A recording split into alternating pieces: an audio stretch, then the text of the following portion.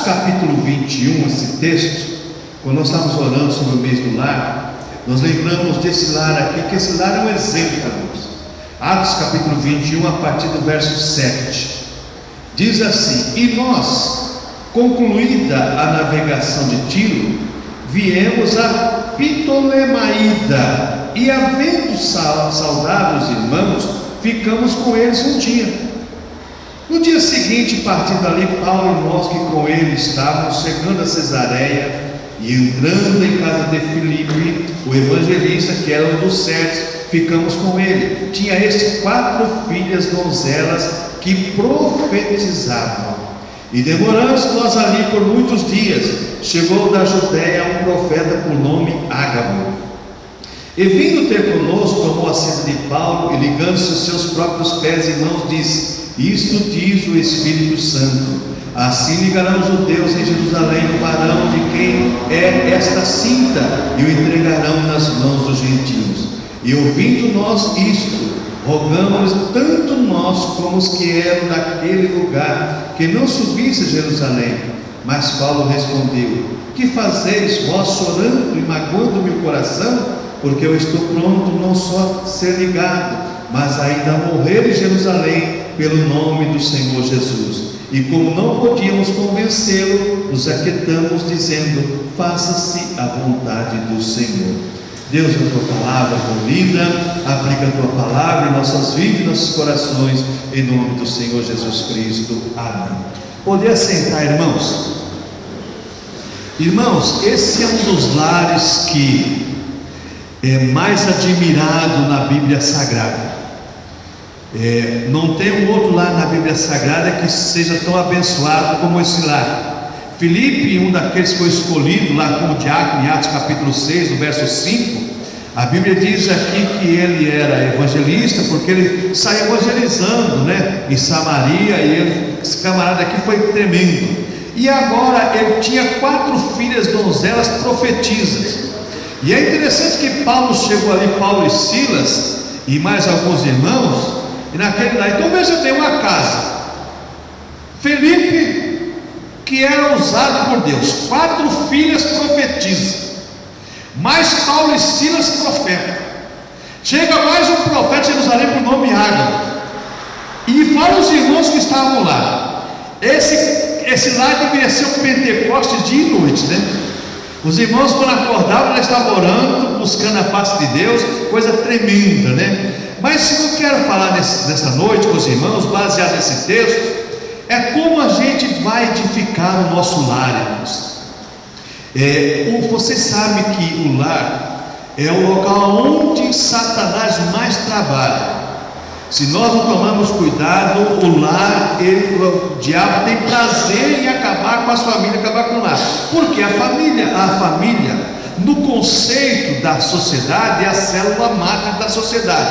Mas no conceito de Deus é mais do que isso. A família, irmãos, era um projeto de Deus.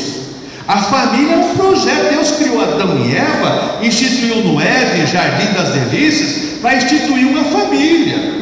Então o lar é onde Satanás mais age, porque o objetivo do diabo é desfazer a obra de Deus, a criação de Deus.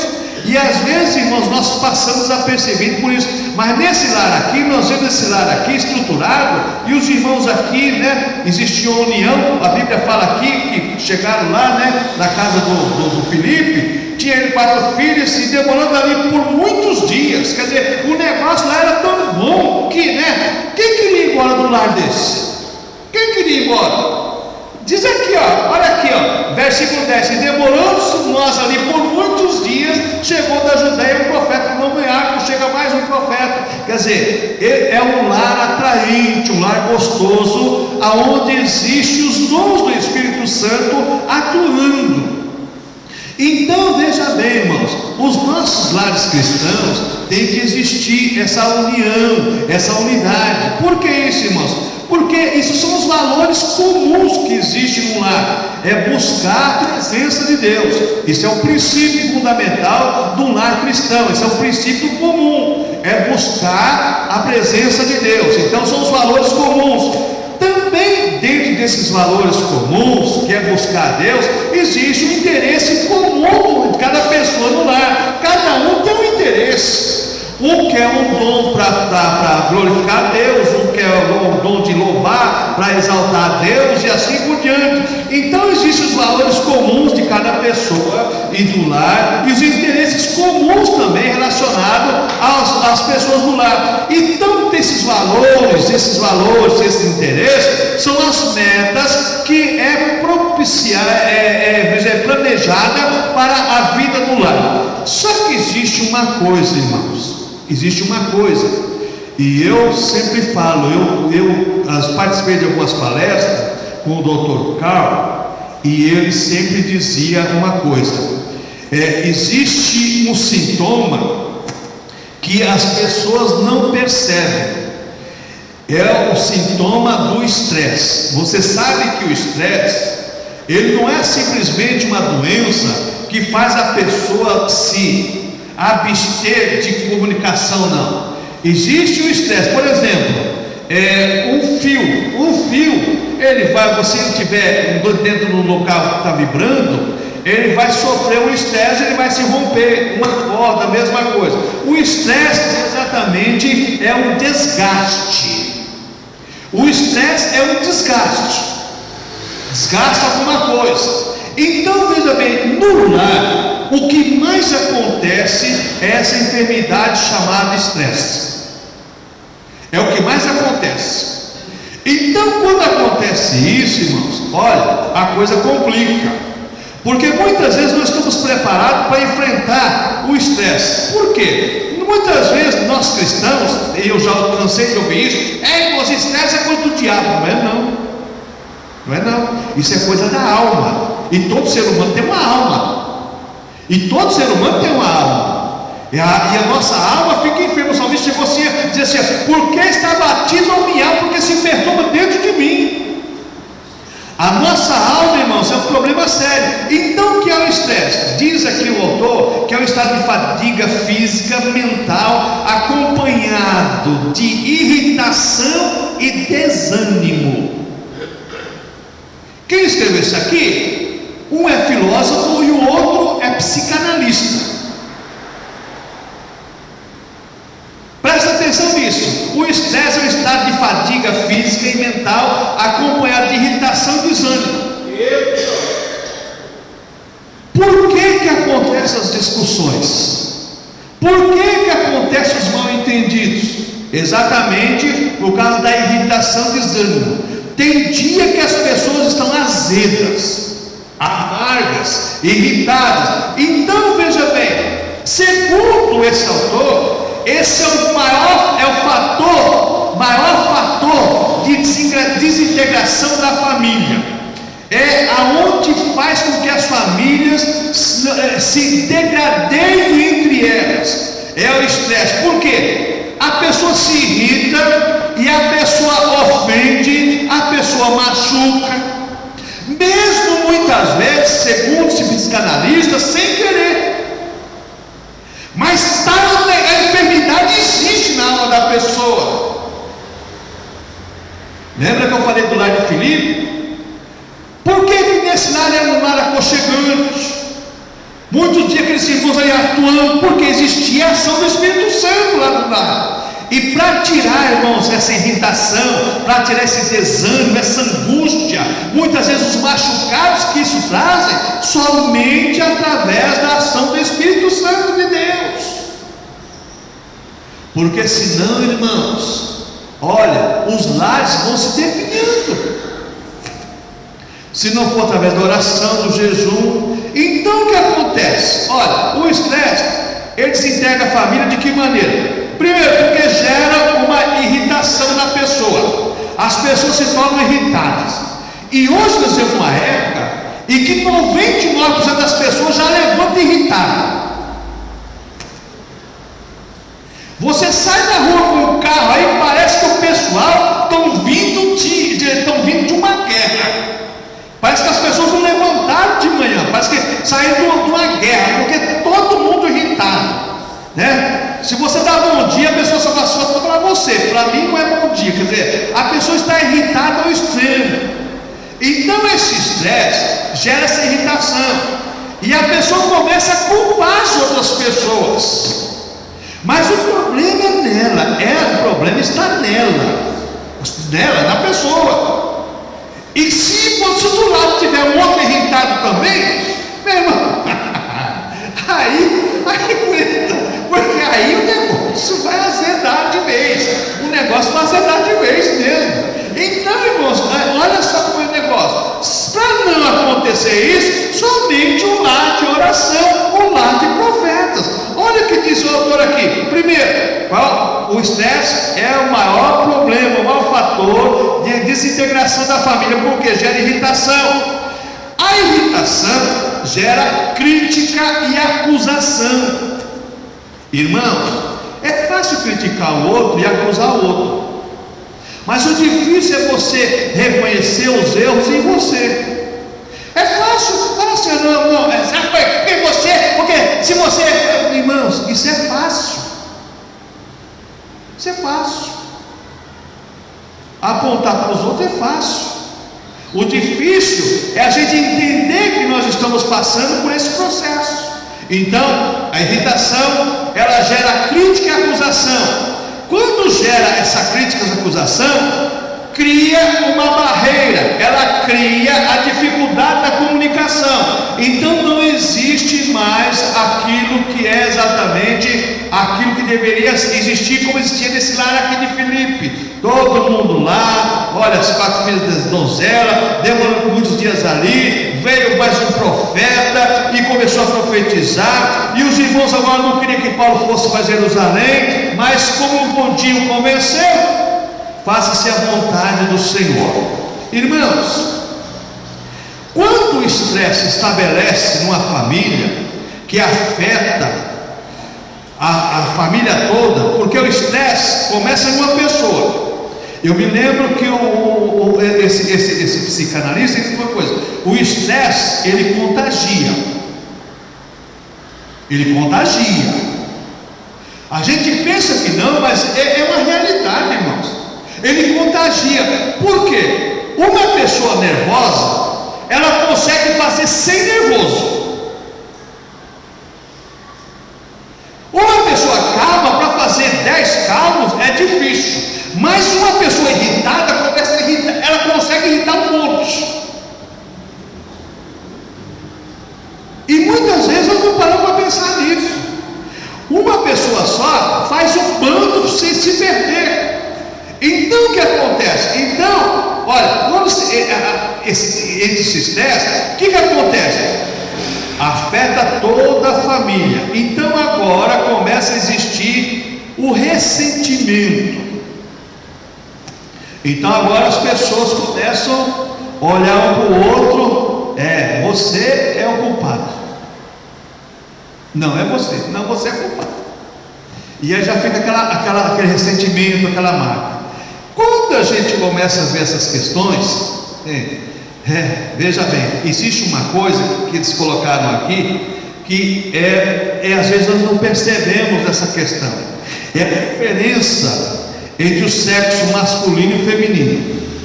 Então as diferenças que eles colocaram aqui, eu não posso dizer algumas aqui, mas vou dizer algumas. Diz aqui, diferenças primeiro psicológicas.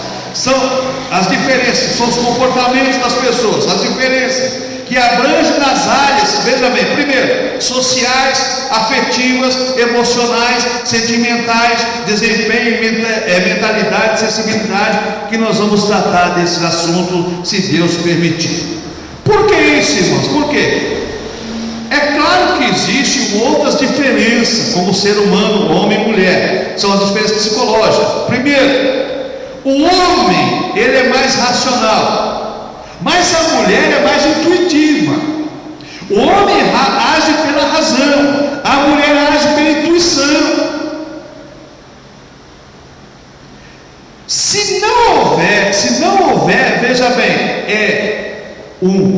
uma unidade nisso, vai começar a existir o estresse. Por quê? Porque os dois não pensam da mesma maneira, muitas vezes. Outra coisa, diferença psicológica: ele é mais lógico, ela é mais afetiva e sentimental.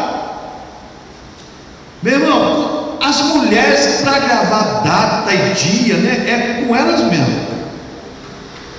O homem já não grava tanto essas coisas aí. Às vezes você esquece. Não é que você não quer lembrar, não é isso, mas você esquece mesmo, acabou. Mas a mulher lembra, né? Lembra de tudo, né? Lembra do dia que começou a namorar, do dia que ficou noivo, do dia que casou, do dia que faz aniversário, do dia que faz isso, lembra de tudo. Então, veja bem, e às vezes, olha, irmãos, já paguei um fogo uma vez, mas olha, um incêndio mesmo. Por quê? O rapaz trabalhava numa firma, ele tinha um certo cargo na empresa, e ele esqueceu que era aniversário de casamento, segundo ano de casado. Meu irmão, chegou em casa: oi, bem, tudo bom? Está acontecendo nada com você? Não, está acontecendo. Ué, é assim que você me considera com sua esposa? E aí o pau quebrou, né? Segundo ano de casado, quase sai de esquite. Não, mas eu não estou lembrando. Não está lembrando porque você não quer lembrar. Quer dizer, olha só, a pessoa tem um cargo numa empresa, o dia todo levando bucha para todo lado. O camarada esqueceu, voltou para casa. Quando chegou em casa, aí o pau quebrou. Irmãos, o homem é mais lógico, a mulher é mais afetiva, é mais sentimental. A mulher, qualquer coisinha ofende, o homem já não, já é mais lógico. Outra diferença psicológica, segundo esses camaradas aqui, ele vê mais o geral, ela vê mais os detalhes. É verdade, isso aqui o homem vê pro superficial, a mulher os detalhes. Mas você viu aquela costura? Eu vou ver costura, rapaz. Mas você viu aquela... Não, o homem não vê essas coisas, a mulher vê. O homem não vê essas coisas. Então essas coisinhas, para nós, como você, homens, é coisinha. Para a mulher é uma coisona. É complicado esse tipo de coisa, mas é verdade. Então existe mais uma coisa aqui, ó, nas diferenças psicológicas. Ele é mais confiante, já a mulher é mais dependente, ela é mais os pés no chão. O homem se atira, a mulher já não, a mulher já é mais pé no chão. Essas pequenas diferenças, segundo esses autores, ela pode trazer um ajustamento na família, ou pode trazer a desintegração da família. Olha que situação. E tem mais uma coisa: o homem, essa diferença psicológica, ele é mais forte e rústico, ela é mais fraca e delicada. Então, se não tiver esse ajustamento na família, mesmo entre filhos e filhas existe uma diferença. Então veja bem, tudo isso, quando está no relacionamento, no cotidiano, às vezes a gente está falando aqui e não é fácil viver isso, e não é fácil vivenciar isso. Por quê, irmãos? Porque nós vivemos uma sociedade que não pensa. A verdade é essa. Nós vivemos uma sociedade que leva a vida. É discípulo Zeca Pagodinho: deixa a vida me levar, vida leva eu. E não é desse jeito, não. A Bíblia Sagrada nos ensina tudo, nos ensina tudo. Então o que acontece? As áreas da vida do lar tem que ser ajustadas. A primeira área que tem que ser ajustada no lar é exatamente a vida amorosa entre as pessoas, marido e marido, mulher, filhos e filhas. Essa área amorosa, veja bem, quando existe uma afinidade, e hoje, irmãos, como está difícil, olha, eu vou dizer uma coisa para vocês. Antigamente era fácil você ver o amor na família. Tinha aqueles sítios lá, às vezes num sítio tinha 10, 12, 15 casas, tudo membro da família.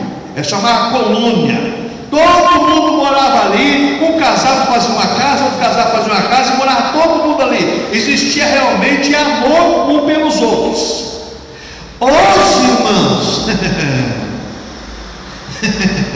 se os próprios membros da família, se um puder dar uma rasteira no outro, mas dá e passa em cima ainda. Isso aí não existe mais o amor família, o amor que é realmente uma obra de Deus para que essa célula madre não desintegre. Não existe mais na família. Hoje é cada um para si, Deus para todos. Olha a situação que nós vivemos hoje. Então o que acontece? Veja bem, outra coisa é exatamente na área psicológica. A questão do reconhecimento, né? E do conhecimento. Olha, isso é um problema seríssimo de reconhecer e conhecer as coisas. Outra coisa na área da maturidade, irmãos, não é tempo de idade, não é vida, não é dias de vida, mas maturidade se fala exatamente nessa questão psicológica, na questão sentimental, na questão de relacionamento. Tem muita gente com 50, 60 anos que não tem maturidade. Não tem. E tem gente, irmãos, tem gente com 10, 12 anos que tem maturidade como é irmão de 50. Tem, irmãos. Porque a maturidade é responsabilidade.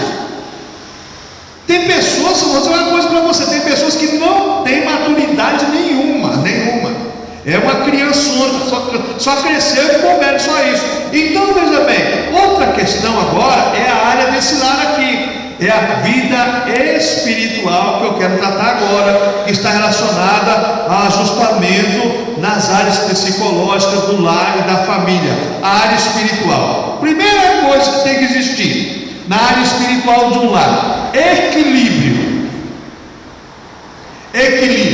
Esse lar aqui é um exemplo. Filipe era uma bênção na mão de Deus. Com certeza a esposa dele também era. Porque Jerusalém foi para Samaria, e a Bíblia diz lá em Atos 8 que aconteceram coisas tremendas no ministério de Filipe, através das mãos de Deus na vida de Filipe. Então, com certeza, a esposa dele também era uma bênção. Então, as filhas, 4 filhas também eram uma bênção. Então, a primeira coisa na vida espiritual, da área espiritual, é equilíbrio da família. Irmãos, esse é um problema seríssimo nos lares hoje, o equilíbrio espiritual. Não existe um equilíbrio espiritual. Um é mais espiritual, o outro é menos. Um é mais, o outro é menos. O outro não quer nem saber. Está tudo bem, está tudo certo. Então, equilíbrio espiritual, irmãos, isso faz parte da nossa vida cristã do dia a dia, da nossa vida cristã, que vai melhorar o nosso relacionamento. Então veja bem, irmãos, essa questão, primeira coisa da vida espiritual, equilíbrio espiritual. Outra coisa, irmãos, veja bem, é uma coisa que pode desintegrar a família na área espiritual, é o fanatismo na vida religiosa. Muitas vezes, segundo alguns psicólogos, alguns psicanalistas, o excesso de cobrança, ele pode causar um problema sério, até revolta. Então, primeiro, o equilíbrio. Segundo, é a questão do fanatismo, porque o fanatismo é excesso, e tudo que é excesso é perigoso. Então, a outra coisa que a gente vê, que também está relacionada à vida espiritual, são as falsas orientações bíblicas. Irmãos, isso aqui é o maior problema da família hoje. Sabe por quê, irmãos? Existe hoje orientação bíblica de tudo quanto é jeito. Cada igreja orienta de uma maneira. Cada igreja. Cada bispo, cada apóstolo recebeu uma revelação que é mentira, porque a Bíblia Sagrada não dá mais para isso, de Deus, recebeu de Deus, exatamente a revelação para ir contra os princípios bíblicos, mentiroso, profano. Então veja bem, a pessoa, ela transmite uma falsa orientação, as famílias seguem aquela orientação e não acontece nada, pelo contrário, a desintegração acontece. Então, as falsas orientações. Outra coisa, irmãos, o dia é certo, as falsas revelações. Olha, porque Deus me mostrou, porque eu sonhei. Cuidado, irmão, se Deus mostrou, é verdade, Deus mostrou falar, mas eu sonhei. Tem tantos sonhos, irmãos, que não é de Deus, tem tantas coisas que não é de Deus. Nós temos que tomar cuidado com essas coisas, porque segundo os psicanalistas cristãos, segundo os psicólogos cristãos, muita coisa acontece nas famílias exatamente por essa questão, essas falsas revelações. Muitas igrejas estão perecendo por falsas revelações, mentiras, hipocrisias, falsidades. Às vezes a pessoa, como eu tinha um pastor nosso no movimento do Bíblia Santander, dizia assim: a pessoa comeu muito feijão à noite, foi dormir com a barriga cheia, e então ele teve um sonho que foi revelação de Deus. Não, ela teve um pesadelo, não é revelação, ela teve um pesadelo de Deus. Tomar cuidado com isso. Esse é um dos maiores problemas, segundo esses estudiosos da área da família, que mais se entrega à família. É onde gera os estresses dentro do lar. Então, veja bem, as falsas revelações. Outra coisa, irmãos, a frieza emocional na área espiritual. Não se tem mais emoção quando se louva um hino, não se tem mais emoção quando se ouve uma palavra, não se tem mais emoção quando se ouve uma mensagem. Tudo isso vai causando um estresse espiritual. Olha que situação terrível. Eu estou passando para os irmãos o que dois estudiosos de família escreveram e deixaram para nós. E na área física, irmãos, existem várias coisas que não convém falar aqui, mas na área física fala exatamente da síndrome do vazio. E isso eu quero compartilhar com os irmãos. A síndrome do vazio. Você sabe que às vezes você está em uma sociedade convivendo, por exemplo, como eles colocam em uma tribo, e tem várias pessoas e você se sente sozinho. Essa síndrome do vazio é gerada pelo estresse, pela falta de um bom relacionamento, pela falta de uma boa convivência. A pessoa está numa sociedade, está com um grupo de pessoas, mas ela se sente sozinha. É ela sozinha. É como diz o pessoal, perdido na multidão. E é verdade. Essa síndrome do vazio é um problema seríssimo que acontece. Então, quando a gente vê essas questões, tem uma outra coisa agora, que não vai dar tempo para nós falar tudo, mas vamos dar uma introdução. A personalidade da pessoa é a estrutura. E o autor coloca aqui o seguinte: personalidade, definição, é o conjunto de padrões de comportamento, reflexos particulares de cada indivíduo que caracteriza. Primeiro, a estrutura da personalidade da pessoa, quer dizer, o biotipo da pessoa, o caráter, o temperamento e assim por diante. O biotipo é o aspecto físico da personalidade. Então, às vezes a pessoa, e aqui eles trabalham com essa questão, da pessoa se aceitar a si próprio e não aceitar a si próprio.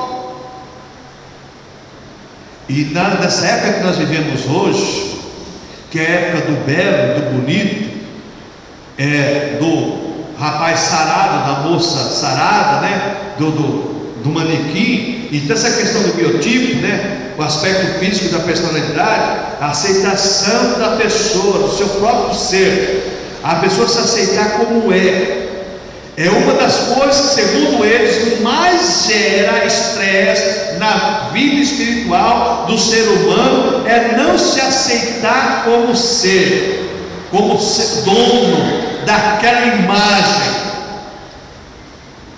E muitas pessoas, né? Eu conheci uma pessoa, ele disse para mim o seguinte: olha, eu fumo mesmo, eu cheiro, por quê? Quando eu cheiro e quando eu fumo, eu vou para o espelho e me acho bonito. Mas quando eu estou de cara limpa, eu vou para o espelho e eu fico horrorizado comigo. Falei, mas você deixa o capeta tomar conta mesmo, né? Quer dizer, você muda de feição quando você está drogado? Pelo contrário,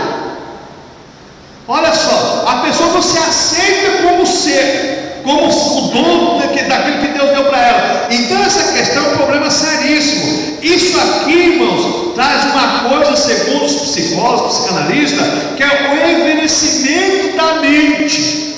A pessoa envelhece a mente de uma maneira que ela passa a viver de uma maneira completamente oposta ao seu momento, à sua geração. Não é contemporâneo com o ambiente. Por quê, irmãos? Lembra que o Fantástico, há poucos dias aí, aqueles adolescentes colocando com os velhos, para viver com os velhos? Por quê? Os psicanalistas estão preocupados com isso. Porque tem pessoas que ficam velhas de barra cinza, mas tem pessoas que são novas, mas têm uma mente velha ranzinza. Tem pessoas, irmãos, meus misericórdia, irmãos. Tem pessoa que acha que ela sofre do fígado e do pâncreas, não é possível, para ser azeda desse jeito. Não é possível, sabe? Então, esse é um problema seríssimo. E quem causa isso é o estresse. E a pessoa muitas vezes apela para os calmantes, apela para um monte de coisa. E não é desse jeito, irmãos. É a vida espiritual da pessoa que não está bem. É a vida espiritual. Porque quando a vida espiritual está bem, irmãos, essas coisas vão ser eliminadas aos pouquinhos. Irmãos, quando um lar está espiritualmente bem, essas coisas poderão acontecer, mas não em cadeia, não em sequência. O que nós estamos vendo hoje, irmãos, é que não existia um lar como esse lar de Filipe, é que existe uma desintegração total nas famílias. O estresse toma conta. Então tudo isso que eu passei para os irmãos aqui, nessa questão aqui, acontece no nosso meio. E você sabe o que acontece? Meu irmão, acontece uma coisa pior agora. Acontece, sabe o que acontece? É que o eu passa a predominar. Eu sou certo.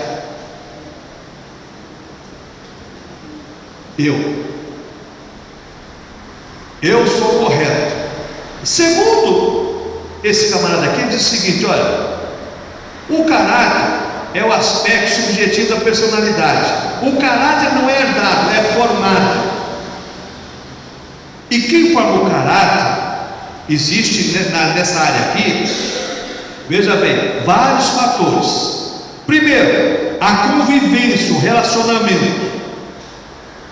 Embora exista exceção, porque às vezes você tem um lar onde pai e mãe é cristão e a maioria da família é cristão, mas vai ter 2, 3, uma ovelha negra no meio da família. Isso vai ter.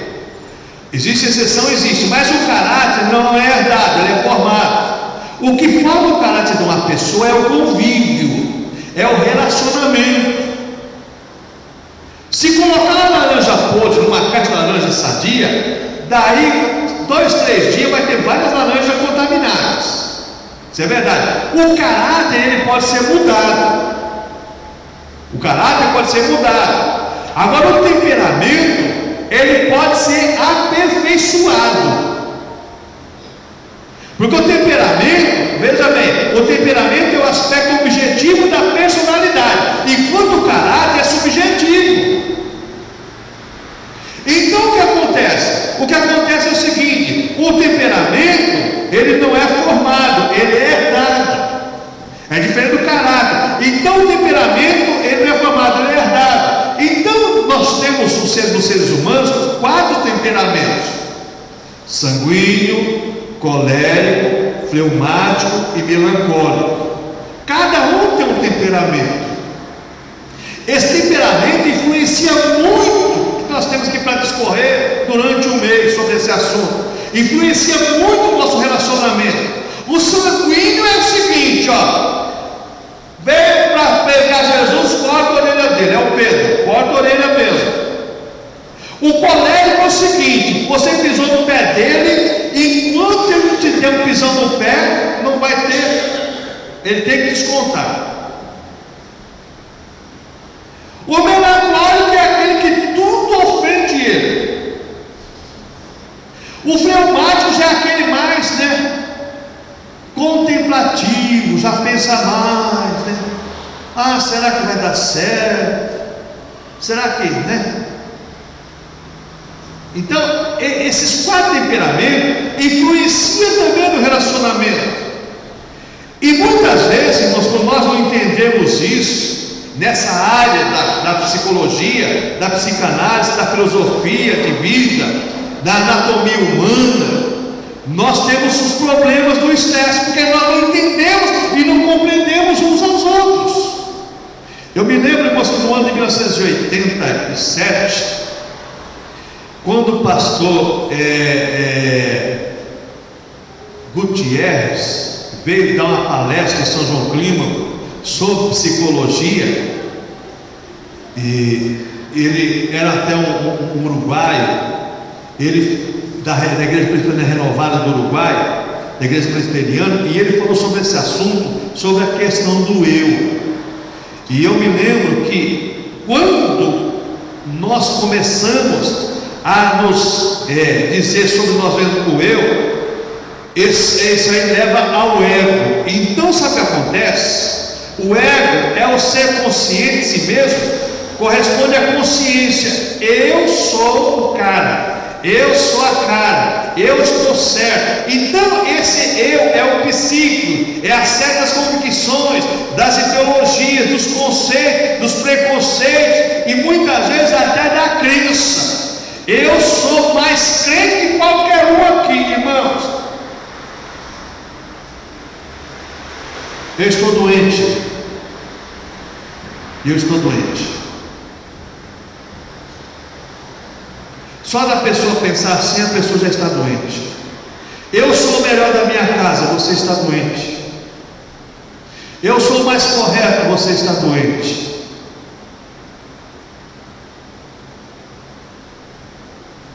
Olha que situação. Você lembra que Paulo diz que sobre essa questão, Paulo falando lá em Romanos capítulo 12, capítulo 13, capítulo 14, diz assim: quando depender de vós, tende paz com todos os homens. Nós somos relacionamentos. Depende de mim, vou ter paz com todo mundo. O que depender de mim, eu vou me esforçar para ter paz. Agora o que acontece, sabe o que acontece? Acontece uma coisa aqui que a gente muitas vezes não presta atenção, que é exatamente esse trio do temperamento que existe: o instinto, né? O temperamento, o instinto e os hormônios que funcionam no ser humano. O temperamento é o aspecto físico endócrino do indivíduo, está lá dentro. O instinto é uma forma de energia cristalizada que impulsiona o temperamento da pessoa, que significa o impulso da pessoa. E por último agora, né, os hormônios, que é a secreção produzida por glândulas endócrinas, que faz a pessoa, né, viver a questão das glândulas tireoides, suprarrenais, pâncreas e outras coisas mais aqui que eles colocaram. Então existem 6 princípios dos instintos, a saber: primeiro instinto é o instinto defensivo.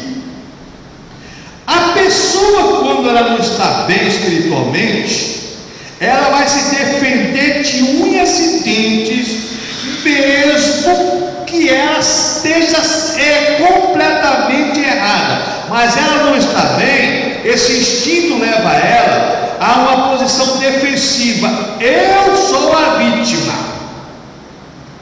Eu sou a vítima. Todo mundo está errado, eu sou a vítima. Outra coisa é exatamente a questão do domínio. A pessoa quer dominar sobre tudo e sobre todos. A opinião da pessoa é que tem que ser, veja bem, estabelecida. Então esse é um outro problema. Então aí por último exatamente é a questão da aquisição. Todos têm que ser adeptos à sua maneira de ser, de pensar e de agir, porque senão o que acontece? O estresse está agindo no meio do lar, no meio da família. Bom, diante desse quadro clínico, voltamos ao texto da palavra de Deus. Esse lar aqui é um lar onde nós vemos exatamente algumas coisas importantes para nós. Primeiro, a responsabilidade de um lar cristão diante da sociedade. Quem não queria ter contato com esse lar, com essas pessoas aqui? Olha só, e demorando nós ali por muitos dias, chegou da Judéia o profeta nome Ágabo. Olha só, muitos dias. Paulo e Silas chegou lá e ficou muitos dias. Quem não quer se relacionar com um lar desse? Todo mundo quer. Quem não quer um lar melhor? Todo mundo quer. Que Deus venha nos ajudar, irmãos, a meditarmos exatamente nessa questão.